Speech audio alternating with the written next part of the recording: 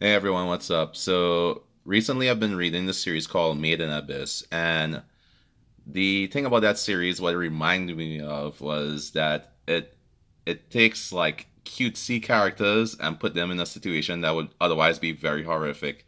And it kind of reminded me of Kingdom Hearts in a way.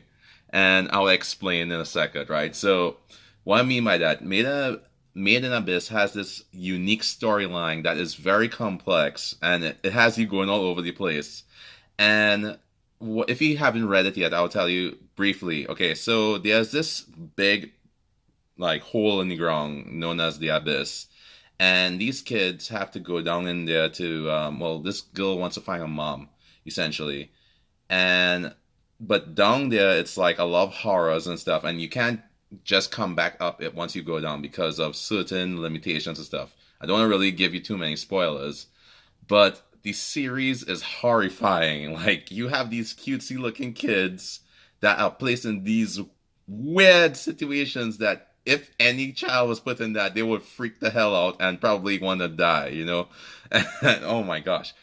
Like I'll give you an example, right? So there's this kid who they befriended, like the main characters, and they met this nice little girl, and it was like, oh, she's nice and stuff, and then she gets squished down into a canister. Like, I'm not, I'm trying not to spoil it too much. I'm so sorry if I do spoil it for some people, but it is horrific. Like literally, it's like Berserk except with cute characters. Um, but the reason why it's similar to like stories like I would say Kingdom Hearts and whatnot, in my opinion, is because they take characters that would otherwise be seen in these cute type of animes or mangas, and well, in case Kingdom Hearts, like fun Disney characters that deal with kids, and they put them in some situations where they deal with some horrific like fates and twisting events and darkness and evil and stuff like that. And just like both series, they are dealing with something inherently evil. Like the abyss to me seems like straight hell. If you everything about it is made to be a living nightmare. It's a like shit. Excuse my language, but it's a living hell pretty much in the abyss. And I think I I think it's because the story is so complex.